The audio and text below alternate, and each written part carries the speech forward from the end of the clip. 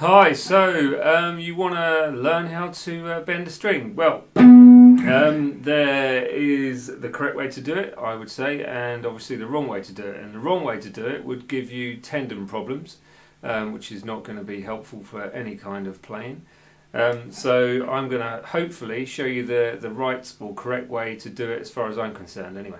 So this is the way I was taught how to bend a string correctly and how to apply vibrato to notes as well, at the top of the bend and in the sort of static position.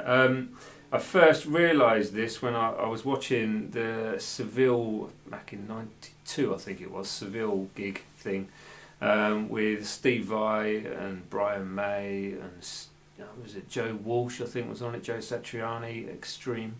Some of you may know those players or bands or whatever. Yeah, it was. I remember watching Steve Vai, and he had this sort of circular motion thing going on, where he was obviously pivoting on a point on his wrist. So, without going too much into it, in this full shot with this in the picture, I'm going to zoom in so you can see what happens with the hand and fingers. Here we go. Okay, so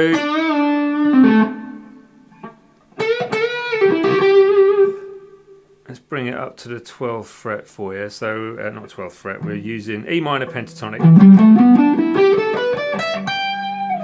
And what I'm going to try and do on the third string, so third string, 14th fret, I'm going to show you how to bend that string, hopefully in the correct way. So bear in mind this will take a little bit of time to do.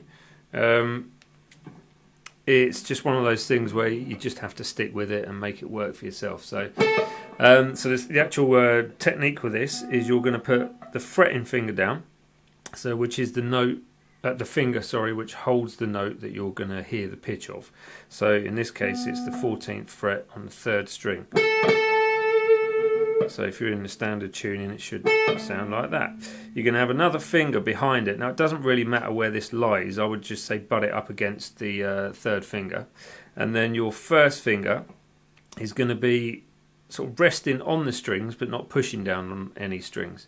So as you're resting on the strings and you bend up, it stops the strings above the fretted note kind of collecting above your nail for one thing. Then when you come back down you get unwanted ringing strings or notes or sounds or harmonics.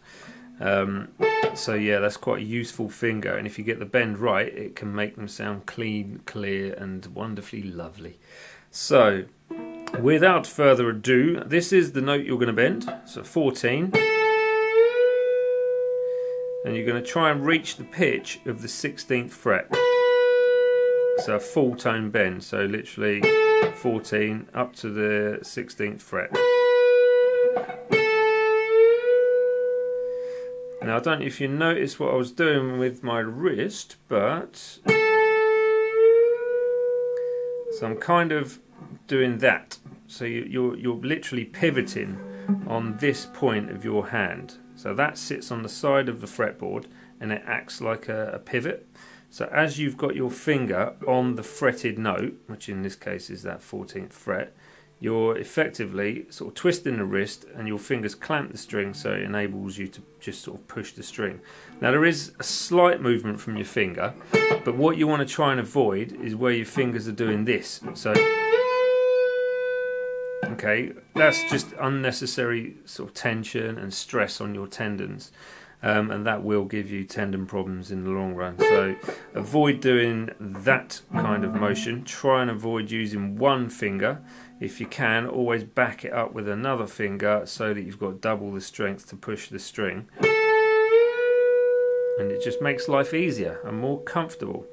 So I'll show you that again. So 13th, not 13th, 14th fret, third string, should be that pitch. We're going to aim to reach the pitch of the 16th fret. So 13 with your 13 again, 14 with your third, and then your second finger behind that finger. Just see if you can see that. There we go. And then your first finger is going to sort of rest on the strings, not really doing much until you bend. So it just stops these strings ringing out once you come back down from the bend, and as you go into it sometimes as well. So from that, the side of your hand is going to butt up against the fretboard, so notice where my thumb is as well. It's a lot easier to get that grasp on the neck. Just to show you the back of the neck, wait, there we go. So I'm literally grasping that, and I will be twisting like that to get the bend. So here is the bend again.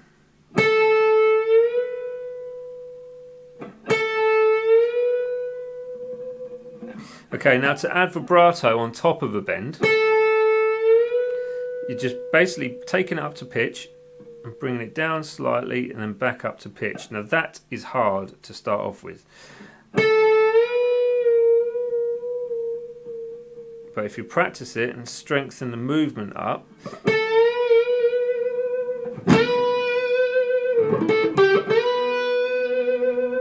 it just makes your bends sound sweet and lovely. So, and the same goes for vibrato on its own, actually, in a standalone position. You've got that pivotal point on your hand, and your wrist is doing most of the work. All your finger is doing is essentially clamping the string down. You'll probably find that your fingers will start to collapse and move about to start off with, but that's just all the time and practice to build up the strength, enabling you to clamp the string down. Practice bending on different strings.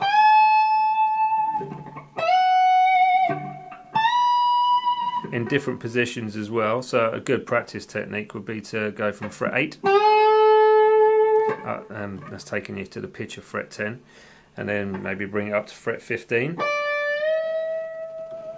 and again that's taking you up a tone to the pitch of fret 17, and then change strings and do the same thing. So fret, keeping it in pentatonic, so we'll have fret 7 and then fret 14. But different strings and different frets give you different tensions, so bear that in mind. You're going to have to, it feels like you're going to have to push harder on the first string than you will on the third string. So you need to practice it in different areas on that fretboard to make it work. So yeah, that was how to bend a string, hopefully the correct way. It hasn't given me any tendon problems throughout the years, so hopefully it will do the same for you guys. Now it does require practice, so just get on that and take your time. Keep it slow, keep it even, take your time, and don't push it. If you feel any kind of pain along your forearm anywhere, or wrist or hand, anywhere along that part, then just stop for a little while, because obviously pain's not a good thing. I know people say no pain, no gain, which is kind of true. But there's certain things that you do want to think, well, actually that shouldn't really be hurting. So stop if it hurts, just let it go for a little while and come back to it later on. Remember my Instagram, which is the Guitargram, my Facebook, which is Danny Page Music, and my Twitter, which is Danny Page Music. Tabs and things like that you can get on my website, which is it's guitarjammingtracks.com. Also, check out my jam tracks, because if you're learning these bends, then obviously you're going to need something to practice them with, and that will give you the perfect bass to practice them.